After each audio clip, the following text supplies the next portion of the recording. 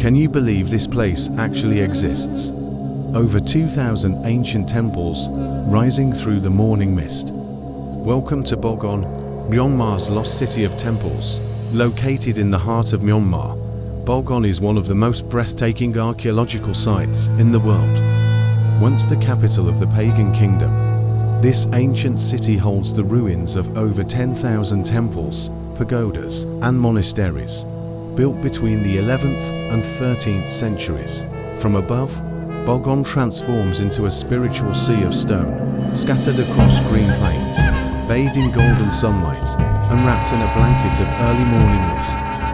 Hot air balloons drift silently across the sky, offering one of the most surreal views on Earth. Many of the temples remain untouched for centuries, hiding stories carved into their walls, forgotten by time.